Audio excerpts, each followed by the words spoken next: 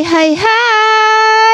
Selamat datang kembali di channel Min Donghua. Di video kali ini kita akan melanjutkan cerita Donghua, Battle Truck Devon. Nggak pakai lama-lama lagi, langsung aja ke ceritanya. Check it out. Pada saat ini, Soyeon menatap api di tangan kanan Sageroh itu dengan heran dan perlahan padam. Kemudian, dia merutkan kening dengan erat. Sepertinya kekuatan Sageroh ini tidak sekuat setelah meninggalkan pohon yang menjulang tinggi itu. Mungkinkah itu meminjam kekuatan pohon sebelumnya? Longyi juga merasa sangat aneh dan menebak dengan samar. Mendengar itu, Jing Wuchen terbangun dari linglungnya. Dia terkejut saat menemukan bahwa dia hanya berdiri di luar dari masalah itu. Sageroh itu mengabaikannya begitu saja yang membuatnya tidak senang. Dasar bajingan, Anda pikir Anda begitu hebat dengan 3 keajaiban, dan Anda benar-benar mengabaikan saya. Setidaknya Anda harus memperlakukan saya sebagai karakter. Gigi Jing Wuchen menggertak dan kemarahan tidak dapat ditahan untuk melonjak dari hatinya. Kemudian pisau terbangnya melesat di udara dan sulit untuk membedakan yang asli dari yang palsu. Pisau-pisau itu saling terkait menjadi jaring pisau untuk menutupi Sageroh. Melihat pisau terbang di langit, cahaya berkabut di mata Sageroh itu tidak teratur. Ia baru saja mulai mengembangkan kecerdasannya dan ia paling takut dengan tipuan semacam ini untuk sulit dibedakan antara yang benar dan yang salah. Sehingga dia tidak punya cara untuk menghadapinya. Jadi ia memilih untuk menutup matanya, mengumpulkan cahaya kemasan dari baju besi batu, dan mengandalkan keuntungan dari bakat bawaannya untuk melawan pisau terbang itu. Pisau terbang itu setipis sayap jangkrik dan merupakan senjata terbaik untuk membunuh dan melakukan serangan diam-diam. Namun, ketika mereka jatuh di tubuh Sageroh, mereka hanya menggores cahaya kemasan pada baju besi batu, meninggalkan beberapa goresan pada baju besi batu, dan kemudian mereka tidak dapat bergerak maju dan jatuh satu demi satu. Sial, tidak heran monster tadi berani mengabaikan saya. Sudah jelas bahwa saya tidak bisa berbuat apa-apa padanya. Jing Wuchen membelalakkan matanya, menatap segel spiritual dengan pertahanan ganda berupa baju besi batu dan cahaya kemasan yang sangat marah. Tetapi tidak berdaya. Itu bukan salah Anda. Sageroh adalah benda spiritual tak tertandingi yang dibentuk oleh energi spiritual langit dan bumi dengan pertahanan fisik yang sangat kuat. Cukup untuk menahan pisau terbang Anda. Soyeon menghela nafas dan Sageroh ini mengendalikan kekuatan 4 asa yang tidak pernah terdengar. Saya baru saja mencobanya dan dia tidak takut pada api surgawi yang agak rumit. Tapi untungnya Sageroh ini tidak memiliki banyak pengalaman bertarung dan dia pernah terluka sebelumnya.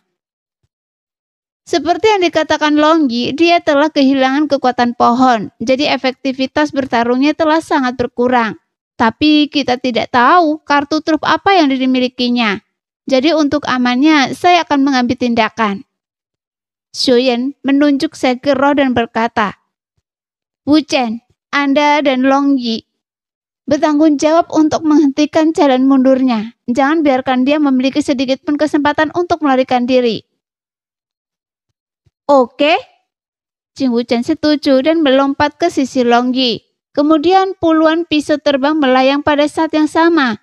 Meskipun pisau terbang itu tidak dapat melukai Sageroh sama sekali, tapi jika Sageroh ingin melarikan diri, masih mungkin untuk memperlambat kecepatannya. Dan Longyi juga tahu pentingnya Sageroh bagi Soyeon. Sejak serangan Jing Wuchen, dia telah beralih dari menyerang ke bertahan dan mencoba yang terbaik untuk mempertahankan perisai yang menutupi sarangnya. Tombak petir di tangannya juga telah meninggalkan tangannya dan dia berubah menjadi naga yang berenang dan menyerbu ke dalam perisai. Begitu Sageroh mendekati tepi jurang, dia akan menyerang. Dan semua ini terjadi dalam sekejap. Pada saat Segera membuka matanya dan merentangkan tangan dan kakinya lagi, mereka bertiga telah mengepungnya lagi. Xiaoyan memegang penggaris yang berat itu dan perlahan mendekati Segera. Dengan setiap langkah, aura pembunuh yang terasa dari pembunuhan sungguhan meningkat. Ketika dia mengambil 7 langkah, momentum Xiaoyan telah mencapai puncaknya. Perasaan tercekik di ruang itu memaksa Segera untuk mundur 2 langkah dan menatap Xiaoyan dengan ngeri. Dibandingkan dengan Xiaoyan yang telah mengalami hidup dan mati yang tak terhitung jumlahnya, dan yang anak buahnya telah membunuh banyak jiwa, Segera hanyalah bibit di rumah kaca. Setelah pikirannya diambil oleh roh jahat, dia kehilangan semua kesempatannya dan tampak sedikit malu-malu. Pada saat ini, mata Xiaoyan melesat tajam seperti pedang yang keluar dari sarungnya. Penggaris beratnya menunjuk ke arah Segera secara miring, dan api surgawi biru abu-abu di atasnya terbakar hingga ekstrim di bawah desakan semangat juang. 1000 kaki tanpa bayangan. Dengan teriakan pelan, penggaris berat Xiaoyan menerobos udara dan langsung menuju Segera. Di belakang penggaris berat, kobaran api yang mengamuk ditarik oleh api surgawi dan bergabung ke dalam api surgawi satu demi satu. Seolah-olah seekor naga api mengikuti punggung Xiaoyan, dan bahkan sinar matahari pun langsung kehilangan semua kecemerlangannya. Sekarang saya merasa bahwa apa yang dikatakan Surasio itu benar. Jing Wuchen menatap Xiaoyan dengan kagum. Di dunia api, dia adalah tuannya, dan semua api tunduk kepadanya, seolah-olah mereka melihat seorang raja dan bersedia untuk diusir. Jadi sungguh patut ditiru. Begitu Jing Wuchen selesai berbicara, tatapannya tiba-tiba tertuju pada Segera yang tidak dapat bergerak lagi. Dan dia melihat bahwa Segera yang awalnya sedikit bingung, benar-benar mengikuti serangan Xiaoyan. Dia menggabungkan tinjunya dan kobaran api yang mengamuk membakar tinjunya. Terlebih lagi, saat pukulan berat itu dilayangkan, kobaran api di sekitar Segera hampir berkumpul. Bagaimanapun Segera benar-benar memiliki kekuatan asal api. Jadi tidak heran ia tidak takut dengan api surgawi milik Xiaoyan. Pada saat yang sama, cahaya kemasan bersinar dalam nyala api, memancarkan cahaya yang menyilaukan, membuat nyala api merah menjadi keemasan, sehingga kekuatan pukulan berat itu langsung berlipat ganda di bawah penambahan cahaya kemasan dan nyala api. Dan saluran hitam secara paksa pecah di udara kemanapun ia lewat. Baju besi batu, nyala api, cahaya kemasan, dalam sekejap mata. Segera itu benar-benar menggunakan 3 jenis kekuatan asal, yang menunjukkan kemampuan untuk menerapkan apa yang telah dipelajarinya dan beradaptasi dengan cepat itu begitu kuat sehingga mengejutkan. Menghadapi pukulan yang tidak kalah kuat darinya sendiri, pupil mata Xiaoyan tiba-tiba mengecil. Dia bahkan tidak punya waktu untuk memikirkan mengapa Segera bahkan bisa menguasai kekuatan asal api. Jadi penguasa berat yang bergerak maju tiba-tiba mengubah momentumnya dan berayun ke bawah. Dengan bantuan kekuatan hentakan, tubuh Xiaoyan terbalik di udara, nyaris menghindari pukulan berat itu dan jatuh di belakang Segera. Tanpa waktu yang mengatur nafas, Xiaoyan saling menginjak kaki dan menggunakan keterampilan tubuhnya untuk mengejar Segera, yang tidak bisa menghentikan langkahnya. Sehingga penguasa berat menghantam punggung Segera dengan keras. Jelas, Segera tidak menyangka bahwa Xiaoyan akan berhenti sementara saat dia menggunakan kekuatan penuhnya. Ketika dia bergegas maju, dia tidak punya cara untuk membela diri. Baju besi batu di punggungnya sepertinya dipukul oleh palu berat, sehingga itu runtuh dan hancur seketika, dan seluruh tubuhnya jatuh ke bawah. Namun Xiaoyan tidak akan melewatkan kesempatan setelah serangan yang berhasil. Saat penguasa berat diayunkan tinggi, keterampilan bertarung tebasan 1000 kaki tanpa bayangan digunakan berulang kali, yang membuat punggung Segera patah dengan serangkaian retakan. Dan Xiaoyi yang berbaring di atas kepala Xiaoyan mengikuti contoh Xiaoyan dan mengubah anjing yang jatuh itu. Dia mengikitu senang sehingga mata Jing Wuchen melonjak. Dengan teriakan, segera membenturkan kepalanya ke tanah, menciptakan lubang besar yang dalam, dan serpian batu dan debu yang tak terhitung jumlahnya melesat ke segala arah. Sekarang, mata Xiaoyan berkilat tajam, dan tanpa jeda dia melompat ke dalam lubang yang dalam. Saat segera roh yang tertanam di lubang yang dalam berjuang untuk menarik tubuhnya keluar, tapi cahaya dari retakan di baju besi batu telah redup. Jangan melawan. Xiaoyan melompat dalam sekejap, menginjak punggung segera roh dengan satu kaki, dan menendang tubuh segera roh kembali setelah baru saja ditarik keluar di tengah jalan. Pada saat yang sama, dia mencondongkan tubuh ke depan, menekan tangan kanannya di kepala segera roh dan menggunakan Chang Qianhan untuk menyerbu ke dalamnya dengan kekuatan jiwanya tanpa ragu. Bagaimanapun pertahanan tubuh dan serangan segera roh sangat kuat, tetapi pertahanan jiwanya lemah. Di bawah pengaruh kekuatan jiwa Xiaoyan, dia hanya bertahan sesaat sebelum dia tidak dapat bertahan. Segera, Xiaoyan mengarahkan kekuatan jiwanya ke dalam pikiran segera roh dan seketika menghapus kecerdasan segera roh. Kemudian, dia menarik nafas dalam-dalam dan benar-benar rileks. Karena meskipun pertarungan ini tampak cepat, tetapi tidak sederhana.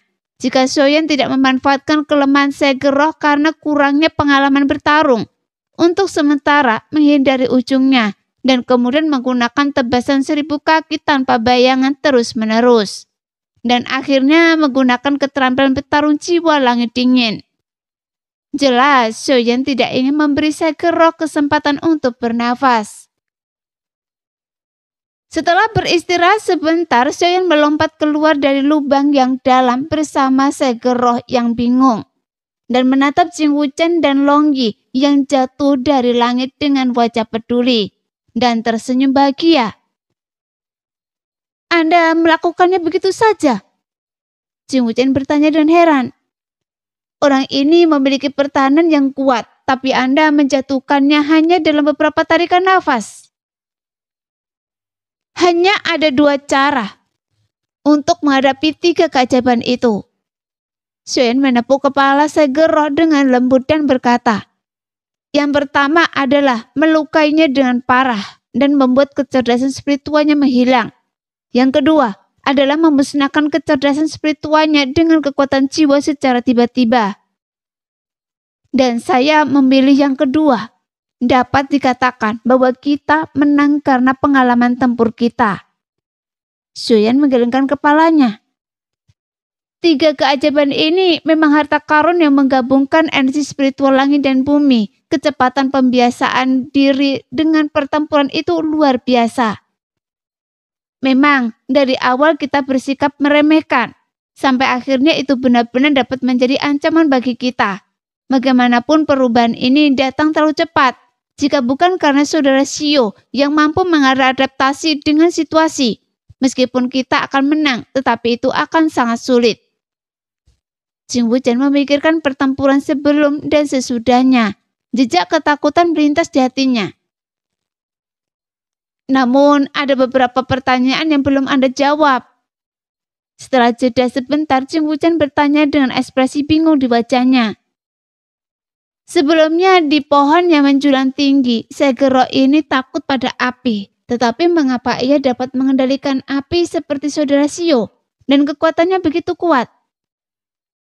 Juga, segera roh ini dapat meminjam kekuatan pohon yang menjulang tinggi yang dapat dijelaskan dengan penguasaannya terhadap kekuatan asal kayu. Tapi bagaimana ia dapat menghindari deteksi kekuatan jiwa saudara Xiao? Jing Wuchen terus bertanya. Juga, bagaimana ia dapat menguasai 5 kekuatan elemen dengan atribut yang sama sekali berbeda? Bahkan jika ia dapat menguasai 1 atau 2 kekuatan asal, mustahil untuk mengendalikan semua elemen, untuk meledak dengan kekuatan yang begitu kuat. Saya tidak percaya dia dapat memiliki 5 kekuatan asal. Saya tidak percaya ini, bahkan jika Anda membunuh saya. Jing Wuchen menekankan dan mengulanginya dengan sengaja. Sayangnya, Anda benar-benar melakukannya dengan benar. Xiaoyan melutkan bibirnya ke arah Jing Wuchen dan mengangkat bahu tanpa daya. Maksud Anda? Sage roh ini benar-benar menguasai 5 kekuatan asli emas, kayu, air, api, dan tanah. Ya Tuhan! Jing Wuchen dan Longyi tercengang dan wajah mereka berubah drastis. Dengan indera peraba yang tajam dari kekuatan jiwa saya tidak mungkin salah. Xiaoyan menatap kedua orang yang terkejut itu dan akhirnya mengangguk. Jing Wuchen dan Longyi langsung merasa sedikit pusing. Mereka saling mencubit dan menusuk. Mereka merasakan sakit di tubuh mereka dan memastikan bahwa mereka tidak sedang bermimpi. Mereka menatap sage roh di tangan Xiaoyan dengan sangat gembira dan terus menelan ludah. Saya tidak tahu alasannya.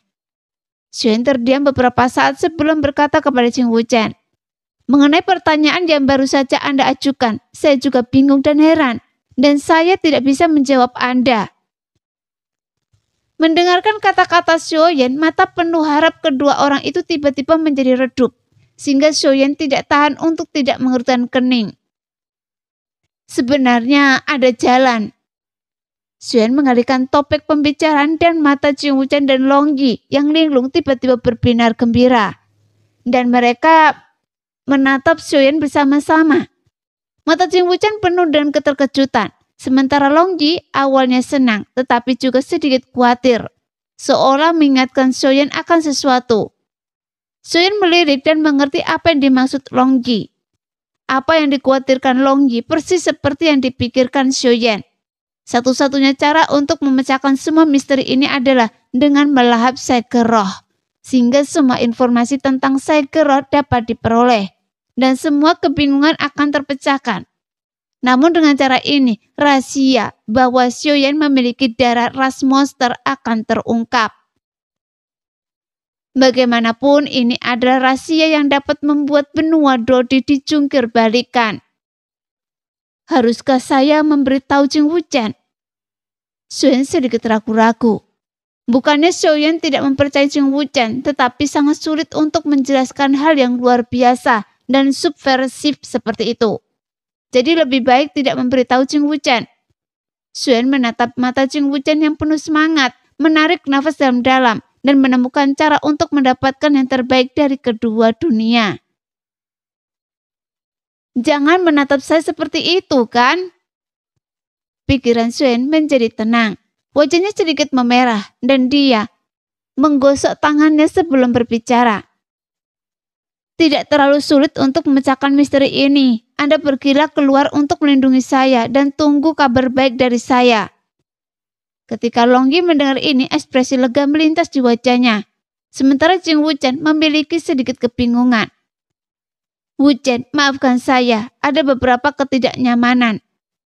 Xiaoyan menatap Jing Wuchen dengan sedikit malu, dengan tatapan minta maaf di matanya. Oh, tidak apa-apa, saya mengerti. Siapa yang tidak memiliki rahasia sendiri? Jing Wuchen tersenyum untuk menunjukkan pengertiannya, menepuk bahu Xiaoyan dan terbang keluar dari gua bersama Longyi untuk melindungi Xiaoyan. Terlalu banyak rahasia bukanlah hal yang baik. Tidak nyaman menyimpannya di dalam hati Anda. Xiaoyan merasa bahwa dirinya memiliki begitu banyak rahasia, bahkan King Huron dan yang lainnya tidak mengetahui semuanya.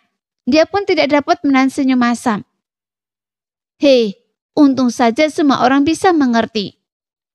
Xiaoyan kemudian mengalihkan pandangannya kembali ke sage roh dengan sedikit rasa panas di matanya. Kali ini di gua darah pembunuh, hasil panennya terlalu berlimpah. Selain inti sihir, keterampilan bertarung material, buah kehidupan, 9 mata air, senjata, koin berpola naga, api surgawi, roh hantu, dan peta harta karun saja sudah membuat Xiaoyan tersenyum lebar. Sekarang dia mendapatkan sage roh lagi dan seni surgawi 8 ekstrim bisa dipromosikan lagi. Jadi bagaimana mungkin Xiaoyan tidak senang? Dengan pengalaman menelan dan menyerap sage roh, Xiaoyan tidak menghabiskan terlalu banyak waktu untuk menelan sage roh. Xiaoyan berdiri, mengeluarkan udara keruh di tubuhnya dan mengepakkan tinjunya dengan ringan. Meskipun saya tidak bisa menyerapnya segera karena kesengsaraan Kaisar Bintang 5 dan kekuatan saya belum meningkat, tetapi semua kebingungan itu ada jawabannya, jadi tidak buruk. Hanya aneh bahwa tidak ada lumut Segera di sarang ini dan saya tidak tahu apa yang terjadi. Mengapa tidak bertanya pada Zanlo? Di dalam gua tidak ada lumut Segera yang terlihat dan deteksi kekuatan jiwa, sehingga Xiaoyan benar-benar bingung. Jadi dia bertanya kepada Zanlo. Sialan, saya bertanya sesuatu padanya tetapi dia mengabaikan saya. Setelah berteriak beberapa kali dalam hatinya tetapi tidak melihat tanggapan dari Zanlo, Xiaoyan mengumpat dengan amarah. Akhirnya saya menemukan Segera, tetapi tidak ada lumut Segera yang sungguh aneh. Begitu banyak orang perlu menggunakan pil pemurni sumsum untuk menempa tubuh mereka, dan lumut Segera spiritual yang saya kumpulkan sebelumnya tidak cukup. Lupakan saja, ayo keluar dan bertemu dengan Long Yi dan yang lainnya dulu. Dengan siulan yang jelas, Xiaoyan menghilang ke dalam gua, dan saat berikutnya dia berada di samping Long Yi dan Qing Wuchen. Ayah, lihat apa ini?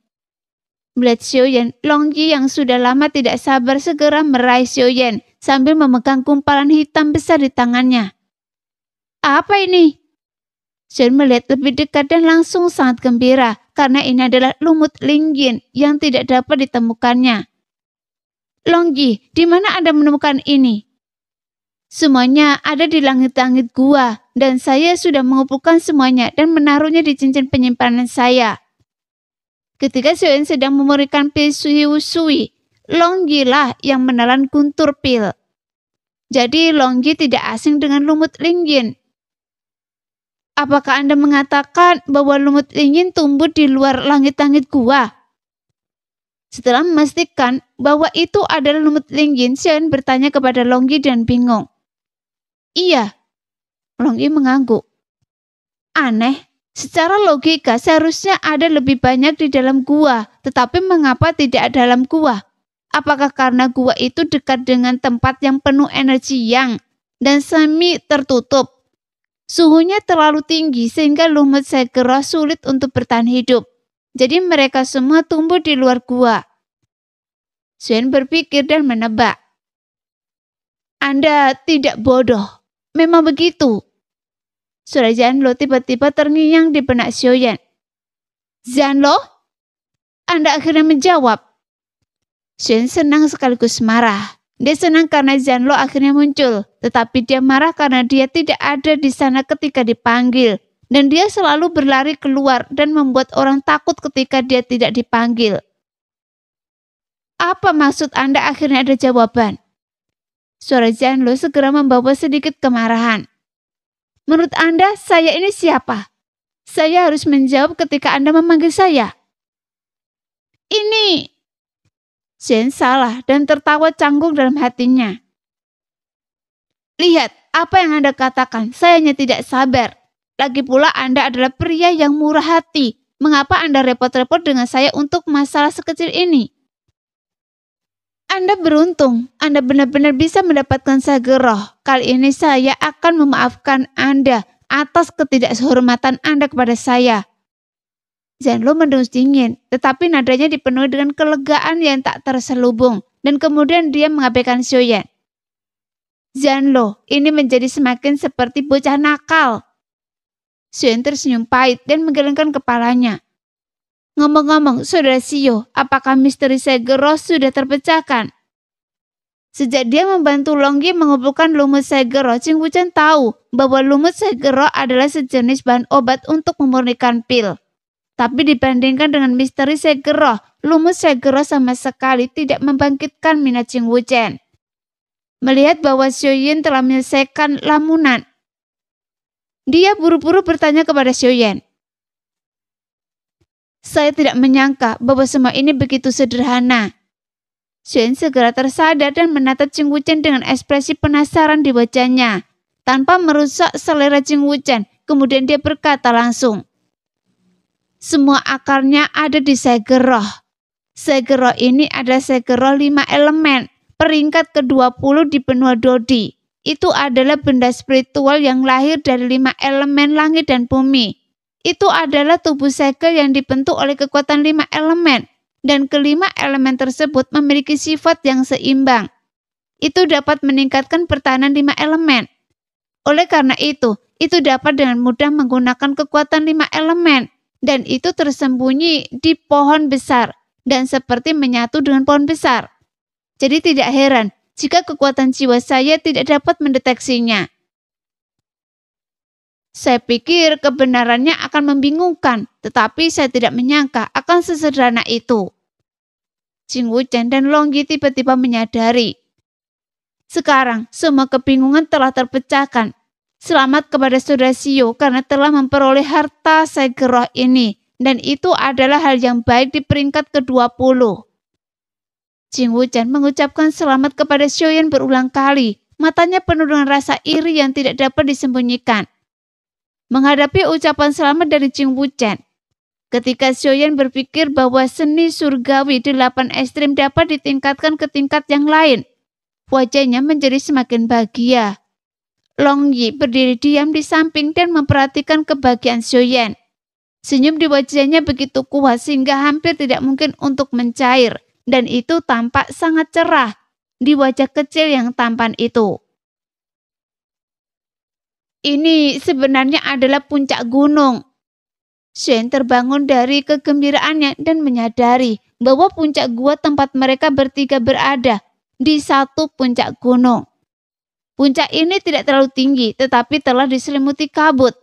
Puncak-puncak lainnya yang menonjol di kejauhan seperti pulau-pulau di laut. Saya tidak menyangka bahwa kita berjalan sampai ke ujung gua dan benar-benar berlari ke puncak gunung. Xiuyan menyentuh hidungnya dan tersenyum. Jika puncak gunung ini tidak tertutup oleh awan, gua ini mungkin telah ditemukan sejak lama. Bagaimana kita bisa mengambil inti sihir bintang 7? Memperoleh segel roh dan mengumpulkan lumut segel roh. Jing Wuchen berkata sambil mengulurkan tangannya untuk menyingkirkan kabut yang mengalir di sekitarnya, dan dia merasa beruntung. Benar sekali. Mereka bertiga tertawa menembus awan dan bergegas turun gunung. Ketika orang yang telah memperoleh banyak keuntungan itu memandangi pohon cemara kuno yang menjulang tinggi di antara celah-celah bebatuan, megah dan kuat, dan mereka bahkan lebih bahagia. Dalam ilusi, gunung dan pepohonan saling bergantung. Semakin rendah Anda pergi, hijaunya semakin tebal. Jika bukan karena auman binatang ajaib, itu akan menjadi tempat yang menyenangkan untuk berjalan-jalan. Jing Wuchen melihat ke bawah dan mendesah dengan sedikit penyesalan. Pada akhirnya, ini masih masalah kekuatan. Jika Anda memiliki kekuatan tempur untuk membalikkan awan dan hujan, Anda masih dapat berbicara dan tertawa dalam bahaya. Xiuyan mengambil alih topik pembicaraan. Kecepatannya tidak berkurang, tetapi hatinya terangsang oleh gagasan untuk menjadi lebih kuat. Ayah, lihat! Di dekat hutan, seruan Long Yi menyelam pembicaraan antara Xiuyan dan Jing Wuchen. Menatap ke arah jari Long Yi, mereka melihat daerah dataran rendah di mana hutan dan gunung saling berdekatan. Penuh dengan bunga liar berbagai warna. Secemerlang seolah-olah ditutupi dengan permata dan broklat. Bunga ini benar-benar bagus. Jing Wuchen berpikir bahwa Long Yi ingin berbagi keindahan bunga itu dengan mereka berdua dan tidak dapat menahan diri untuk tidak memujinya. Namun setelah suara itu jatuh, Jing Wuchen bingung karena mendapati bahwa Xiuyan tidak bereaksi sama sekali, tetapi menatap bunga liar itu dengan sedikit linglung, dan bahkan nafasnya menjadi cepat. Bukankah itu hanya bunga dan tanaman? Dan itu bukan hal yang langka. Apakah perlu begitu bersemangat? Jing Wuchen berpikir dengan cemberut dan hendak bertanya kepada Xiuyan, tetapi melihat Xiuyan melintas dengan depresi, membungkuk untuk mencubit rumput kecil yang tidak terlalu terlihat, dan tubuhnya bahkan sedikit gemetar. Long Yi juga terbang dan berjongkok di samping Xiuyan dengan cahaya bahagia di matanya. Long Yi pernah mendengar bahwa Xiuyan mendeskripsikan rumput ini di rumah Xiu. Jadi dia terus memperhatikannya. Namun dia tidak menyangka akan menemukannya di lembah ini, dan jumlahnya cukup banyak. Apa sebenarnya rumput kecil yang tumbuh di bawah bunga liar ini? Jing Wuchen melangkah mendekat dan bertanya dengan bingung. Rumput ini memiliki 3 buah yang saling terhubung dan 7 daun yang bersebelahan. Itu pasti rumput hemeng, kata Xiaoyan. Ketika dia menyebutkan 3 kata rumput hemeng, matanya benar-benar memerah. Rumput hemeng ini mungkin tidak terlalu langka dan mungkin hanya bahan obat yang bagus di mata alkemis lain. Tetapi bagi Xiaoyan, itu lebih berharga daripada buah kehidupan. Lebih berharga daripada peta harta karun dan bahkan lebih berharga daripada roh hantu dan segel roh. Karena rumput hemeng ini membawa keinginan Xiaoyan selama bertahun-tahun. Karena dia akhirnya dapat membalas leluhurnya yang telah begitu baik padanya. Tujuan terbesar Xiaoyan memasuki ilusi adalah untuk itu. Jadi bagaimana mungkin dia tidak bersemangat? Bagaimana mungkin dia tidak menangis karena kegembiraan? Setelah beberapa lama, Xiaoyan perlahan-lahan memulihkan suasana hatinya. Dia mengangkat kepalanya dan berkata kepada Jing Wuchen, yang matanya penuh dengan tanda tanya. Ini dan rumput mimpi hanya tumbuh banyak di ilusi ini dan sangat sedikit di luar, tetapi tidak terlalu langka. Jing Wuchen tidak berbicara tetapi mengangguk dalam diam. Dia tahu bahwa Xiaoyan pasti memiliki sesuatu yang lain untuk dikatakan. Sepanjang jalan dia telah mengalami pembunuhan yang tak terhitung jumlahnya, memperoleh 9 mata air, memperoleh bahan obat langka seperti buah kehidupan, memperoleh 2 inti sihir bintang 7, dan bahkan memperoleh barang langka, seperti segel spiritual peringkat ke-20. Tapi Xiaoyan tidak pernah kehilangan ketenangannya, tetapi hanya senang sesaat. Namun saat melihat rumput kecil yang tidak terlalu langka ini, membuat Xiaoyan kehilangan ketenangannya begitu banyak. Jadi pasti ada alasan untuk itu. Oleh karena itu, Jing Wuchen tidak mengajukan lebih banyak pertanyaan kali ini, tetapi menunggu dan mendengarkan dengan tenang. Ketika saya masih di benua Doqi, saya hanyalah seorang kultivator yang menjalani hidup dengan ketekunan dan keyakinan. Saya tidak pernah menyangka akan memulai jalan menjadi seorang dodi suatu hari nanti. Xiaoyan dengan lembut membelai daun hijau zamrud dari rumput hemeng. Pikirannya seolah telah menjelajah angkasa dan kembali ke tempat yang mengubah hidupnya. Di sebuah ruang khusus yang disebut makam surgawi, saya bertemu dengan leluhur Xiao Xuan dari klan Xiao, seorang doseng puncak bintang 9. Doseng puncak bintang 9 mungkin tidak terlalu penting di benua lain, tetapi di benua Doqi, itu sudah merupakan eksistensi puncak. Ketika menyebut leluhurnya, mata Xiaoyan bersinar dengan bangga, tetapi segera berubah menjadi kesedihan. Pada saat itu, garis keturunan Dodi dari keluarga Xiao berangsur-angsur mengering. Jadi leluhur Xiao Xuan bekerja keras untuk mencercah harapan. Tetapi sayangnya dia gagal, dipromosikan menjadi Dodi pada akhirnya. Dia disergap oleh klan jiwa dan terperangkap di makam surgawi. Saat itu saya bertemu leluhur saya di makam surgawi demi memberi saya keberuntungan. Leluhur saya membakar sisa-sisa jiwanya dan itu membuat kekuatan jiwa saya mencapai alam kaisar dan meletakkan dasar bagi saya untuk menjadi seorang dodi. Dapat dikatakan bahwa tanpa leluhur Xiao Xuan tidak akan ada Xiaoyan hari ini. Bahkan seluruh klan Xiao di benua Doqi dan kerabat serta teman-teman saya akan terbunuh oleh pedang klan jiwa. Raut kesedihan muncul di wajah Xiaoyan. Jadi, saya selalu mengingat kebaikan besar leluhur saya. Saya bisa mengerti, klan Xiao beruntung memiliki leluhur yang mengerti keadilan. Sekarang itu membuktikan bahwa kepercayaan leluhur Anda benar. Jing Wuchen menepuk bahu Xiaoyan dan menghiburnya dengan lembut. Sudah Xiao, Anda sekarang adalah tokoh terkemuka di benua Dodi. Di masa depan, Anda pasti akan memimpin seluruh klan Xiao menuju kejayaan. Saya percaya bahwa jika roh leluhur Anda di surga melihat semua ini, dia akan sangat senang. Wuchen, terima kasih atas penghiburan Anda. Xiaoyan mengeluarkan tangan dan memegang tangan Jing Wuchen. Tetapi saya tidak ingin arwah leluhur saya ikut berbahagia untuk saya, karena saya ingin leluhur saya dapat melihat kemakmuran klan Shio dengan mata kepalanya sendiri. Tetapi Ching Wuchen memahami kesedihan Xiaoyan, tetapi orang mati tidak dapat dibangkitkan. Bahkan jika rumput hemeng yang tidak dipahaminya bersifat ajaib, itu tidak dapat menghidupkan kembali orang mati. Tetapi melihat Xiaoyan seperti ini, Ching Wuchen tidak tega memukul Xiaoyan dan hanya mengucapkan kata "tetapi" dan tidak dapat mengatakan apapun lagi.